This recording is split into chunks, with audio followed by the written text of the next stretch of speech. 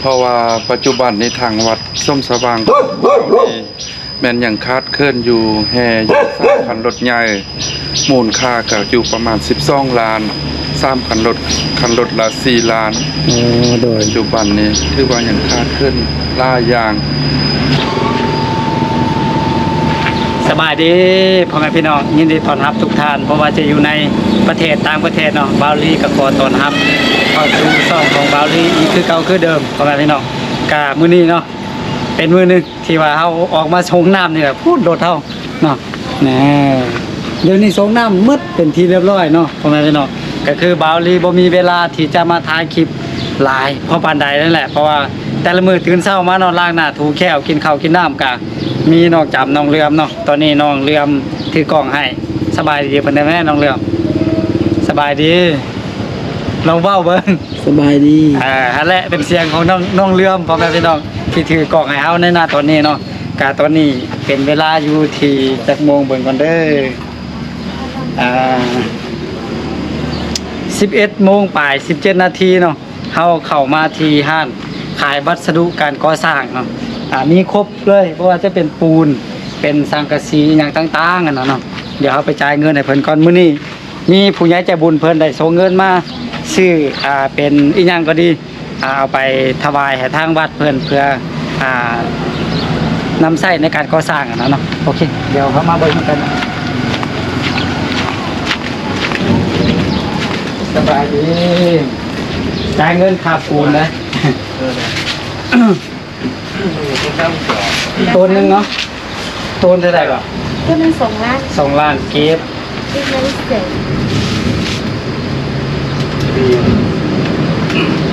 แค่แรกๆของชีวิตเรื่อง เอาอันนั้นสิว่าแล้ว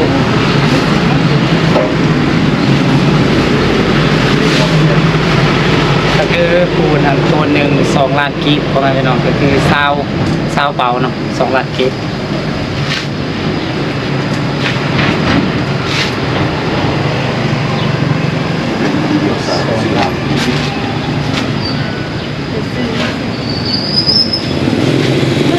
จำนวนเงินที่เขาจะโอนไป2 ล้านกิกใส่นะ เอาไปเสร็จแล้วจ้ะอันนี้มันประตูมันมีห้องน้ำวัดสวนมันเอ็กซ์ซัง ค่าปูนเนาะค่ามาอธิบายโอเคจากบัญชีของเขาโอนไปเนาะ2 ล้านกิกตึ้มเรียบร้อยเนาะโอนและเด้ออันนั้นที่เป็นกำลังกดเพื่อที่โดยเขาจะไปพร้อมกันเลยเดี๋ยวออกมาเบิ้งปูนหน่อยนึงก่อนกาเนาะตอนนี้เขาให้ทางกรรมกรห้านเพิ่นเนาะยกปูนขึ้นให้เขาแล้วละบ่เนาะโอ้คือว่าเท่แท้สบายดีไปชงอยู่วัดสมสบางเด้ออาณาข่อยจิเมื่ออยู่หันถาเด้อโดยเพิ่นกำลังเอาปูนขึ้นนี่แหละเอาไปรอถ่ายเพิ่นน่ะเรียมเนาะน้องเรียมเนี่ยสบายดีเพิ่นเด้อ สบายดี โดยเนาะป้าโทรจนว่าดำขึ้นหน่อยนึงเนาะแต่ว่าใหญ่ขึ้นปกติพ่อแม่พี่น้องเฮาออกสงน้ำโอ้แดดร้อนเนาะเรียมเนาะ แม่ ทุกมือเลย จนบ่มีเวลาที่จะไปถ่ายคลิปให้พ่อแม่พี่น้องได้เบิ่งนำกันนะก็บ่เป็นหยังเนาะเรียมเนาะเฮามีเวลาเฮาก็จะถ่ายคลิปนำกันเนาะโอเคเดี๋ยวเฮาไปพบไปพ้อกันอยู่ที่วัดสมสว่างเลยนะโอเคเนาะพ่อแม่พี่น้องตอนนี้เฮาก็เดินทางมาวัดหน้าวัดเป็นที่เรียบร้อยเนาะอันนี้ก็คือเป็นวัดสมสว่างเนาะเป็นวัดที่ว่าอยู่ในตัวเมืองเลยแหละเนาะพ่อแม่พี่น้องในโลเท่าที่คนนำมาขายที่ว่าเมื่อแล้วเนาะเมื่อแล้วอันนี้เป็นตุกเป้าเมื่อข้างในคือกันเนาะเอามานี่เที่ยว1 200กับ100กับ20ตุกพ่อแม่พี่น้องเนาะเรียบเนาะโอเคเดี๋ยวเอาเข้าไปหาทางเจ้ามอมเพิ่นเนาะเบิ่งรถเด้อเดี๋ยว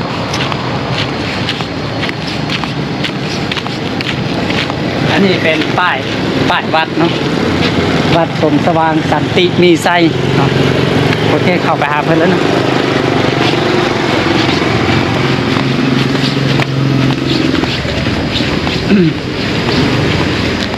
โอ้โหครับกว้างขวางขนาดเลยเนาะวัดอันนี้เป็นตุ่มโพเบ้าที่ไง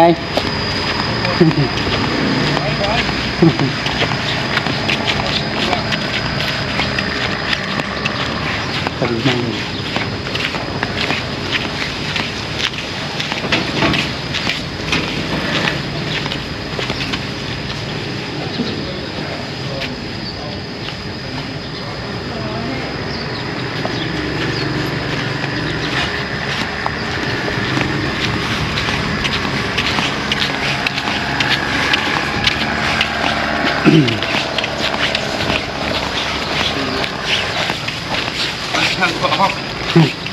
นมัสการ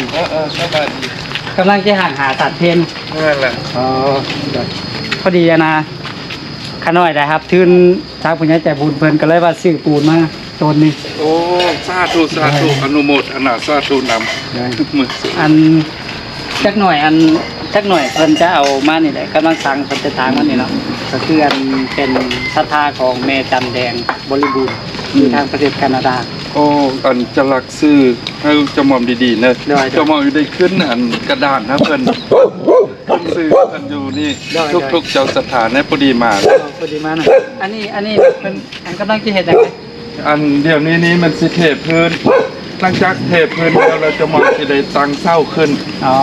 ตั้งเศร้าขึ้นแล้วก็แม่นอันสิได้ตัดอันคานทางเทิงอย่างอันไล่อย่างไล่อัน อย่างไล่อันเนาะ อย่างคาดเคลื่อนไล่อันเป็นพ้นบุญกุศลเนอร์ โดย พอออกเนอร์แล้วก็เป็นพ้นบุญกุศลนำเจ้าศรัทธาเนอร์ที่อยู่ต่างประเทศพูดอยากจะบุญเจ้าเซตที่ทางไล่เขาเป็นพ้นบุญกุศลเพราะว่าได้กินได้ทานอยู่อายุมันคนยืนความเจ็บสุดใดความไข้ยาสุมีปราศจากโรคปวดไข้ไข้เจ็บทางไล่ทางปวงขอทำม่านซ่านขึ้นเพื่อดวงสตาปารมีห้าใดห้าม่านให้คำขุนมุ่นขึ้นคนนำซอกนำผ้านำคานำค่าให้เจ้าเฮงเฮงปังปังพร้อมด้วยเจ้าศรัทธาอยู่ต่างประเทศเนอสาธุคุณพระคุณเจ้าหักษาเทวดาคุ้มครองตลอดปลอดภัยเถินสาธุ คือว่ายังค้าแต่อันเนาะ อย่างคาดไล่อันเพราะออกจะมอมในอย่างคาดทางเป็นอันเพดานเป็นไม้อย่างไล่อย่างไล่อย่าง เอาให้เพิ่นไว้ใส่ก่อน อันตัวนี้เบิดเดียวจะมอมเตเบิงเอาไว้หมอบเอาไว้ช่องมือจะมอมสิเด็ดคือ อ๋อโดย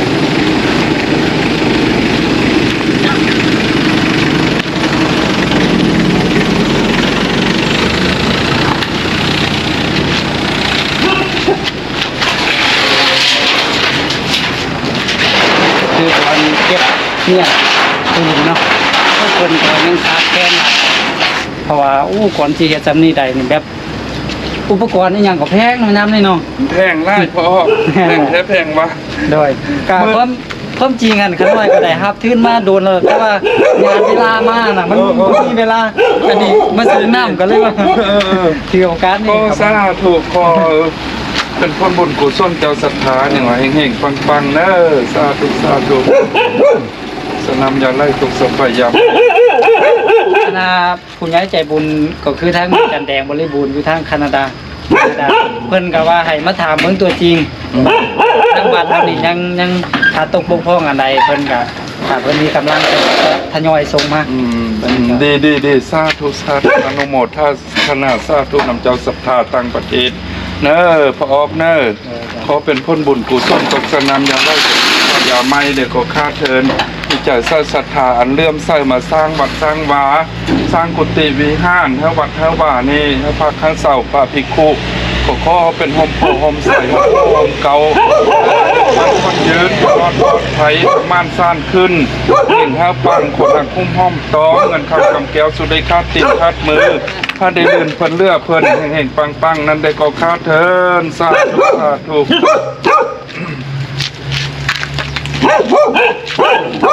แล้ววันหนึ่งสิได้ผ่อนเราได้เกณฑ์เดี๋ยวแปลภาพ ก็คือตอนนี้เขาให้ทางเพิ่นคนปูนมาไว้นี่ก่อนเนาะแล้วเขาจึงจะเคสเพิ่นเนาะอันนี้ก็คือเป็นปูนที่เขาสร้างจากห้างเพิ่นนะเนาะมีทั้งหมดอยู่20กระสอบตัวหนึงเนาะ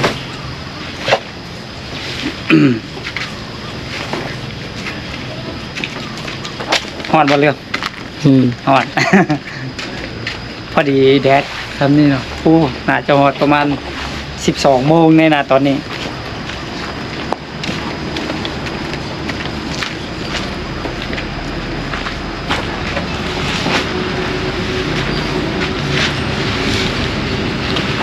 อยู่ในยูมอเนาะตั้งปึ๊บมาปั๊บ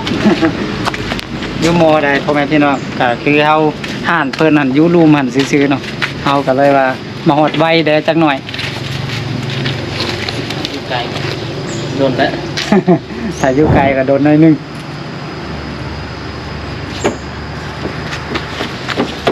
โอเคเนาะนี่อันนี้ก็คือเป็นวัดวาอารามเนาะพระพุทธรูปก็คือตอนนี้เฮาได้รับปัจจัยเนาะจากผู้ใหญ่ใจบุญก็คือ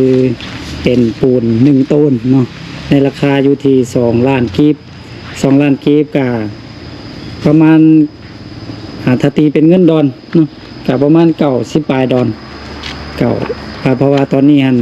ห้อยดอนมันได้อยู่2 ล้านกับ200,000กีบเนาะก็เพิ่นส่งมา1ห้อยดอนก็ยังเหลืออยู่200,000กีบพ่อแม่พี่น้องเนาะก็ถ้าเบิ่งตอนต่อไปว่าจะมีอย่างมาเพิ่มบ่นะเนาะเพราะว่าเฮาก็นี่แหละเบิ่งไปเอาตามกำลังตามศรัทธาที่เฮามีเพิ่นว่าเพิ่นจะได้จดหรือว่าบันทึกเนาะป้าไว้อย่างดีแล้วก็เพิ่นจะเขียนใส่ฝาผนังเนาะว่าผู้ใหญ่ใจบุญมีทานใดแด้นะ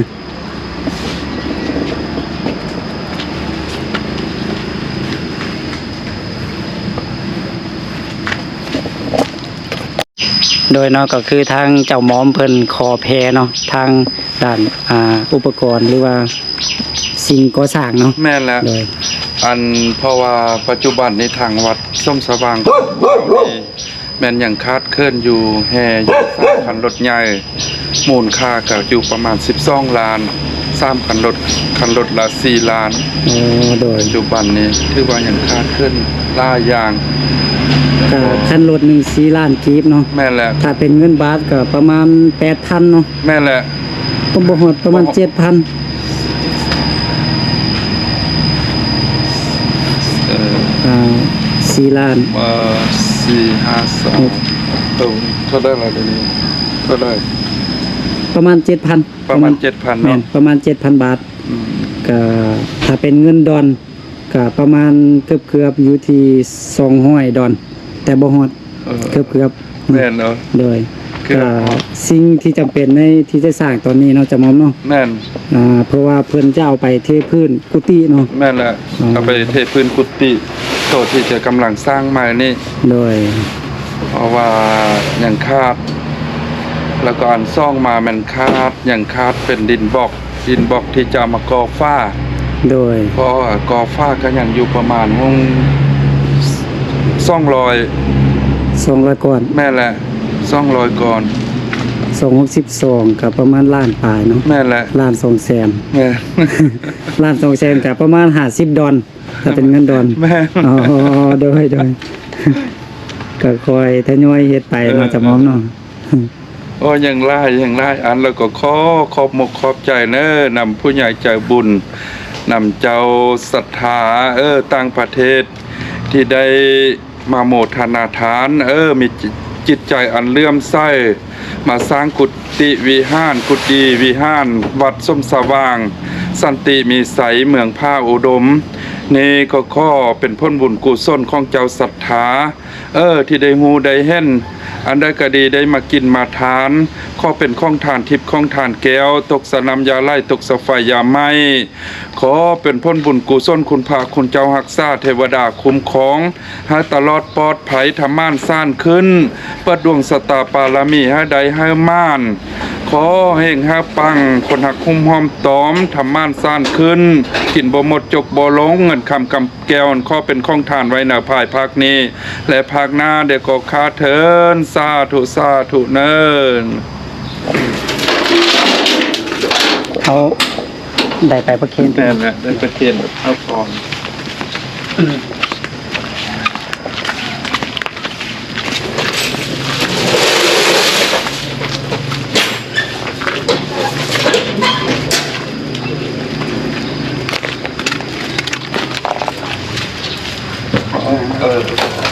จำสาธุอนุโมทนา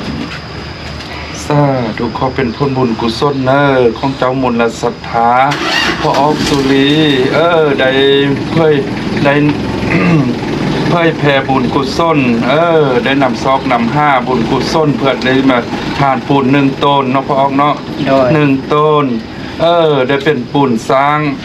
มูลค่าก็2 ล้านซ่องอ่ะพอออก2 ล้านกีบ2 ล้านกีบขอเป็นพ้นบุญกุศลของเจ้ามุลละศรัทธาที่อยู่ต่างประเทศมีจิตใจอันเลื่อมใสขอตกสนามยาไล่ตกสะไฟยาไม้คุณพระพุทธคุณพระธรรมพระสงฆ์ข้าเจ้าจงปกเกางำหัวตลอดปลอดภัยเด็กก็ข้าเถินธรรม่านซ่านขึ้นประดวงสตาปารมีให้ใดให้ม่านให้เฮงๆปังๆคนหักคุ้มหอมตอมเงินคำกำแก้วลังไล่มาเทมาญาติสตินเสมอหลื่นท่องลื่นไทยหลื่นเพิ่นเลือดทานอาตมาข้อครอบมกครอบใจนำเจ้ามุลละศรัทธาอันเลื่อมใสในต่างประเทศแคนาดาพุ่นแม่ออกจันแดงแม่น่ะขอเป็นพ้นบุญกุศลแม่ออกอาตมาได้รับแล้วส่วนบุญส่วนกุศลแม่ออกที่ผ่านจากพอออกสุรีอาตมาได้รับพ้นบุญกุศลจากแม่ออกแล้วขอตกสนามยาไล่ตกสะไฟยาไม้ขอเป็นพ้นบุญกุศลของเจ้าขอเจ้าอายุมันคนยืนความเจ็บยาสูใดความไข้ยาสูมีปราศจากโรคป่วยภัยอันตรายทั้งหลายทั้งปวงขอมานผ่านหายสุใดมาต้องมาตำขอเจ้าธรรมันซ่านขึ้นประดวงสตาปารมีให้ใดให้ม่านไม่ออกสาธุสาธุสัพพิติโยวิวัสสันตุสัพพะโลกวินาศสันตุมาเตภาวะวันตาลายโยสุขิเตขายโยโกภาวะอภิวาทานาเสเลสานิจังโอตาปัญจาเยโนจัตตาโลธรรมาวาทันติอายุวันโนสุขังภาลังเถิดสาธุสาธุโออาเมน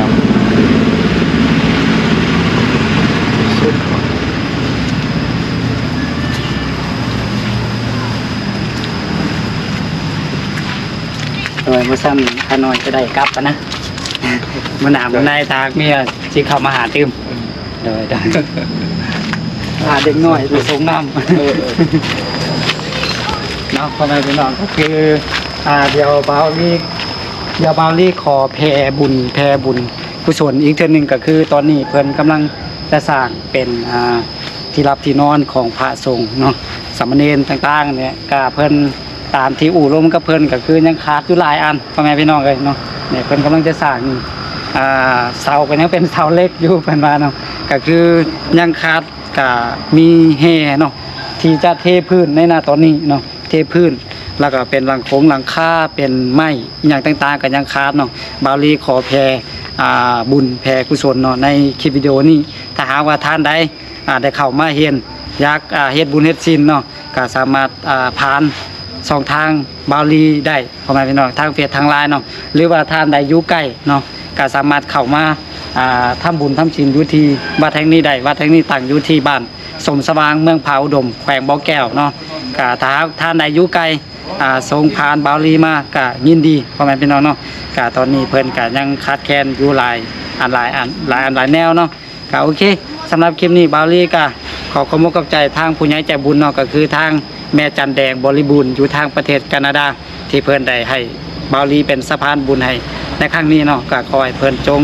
มีสุขภาพแข็งแรงปราศจากโรคภัยไข้เจ็บ เงินคำไหลมาเทมาเนาะสาธุ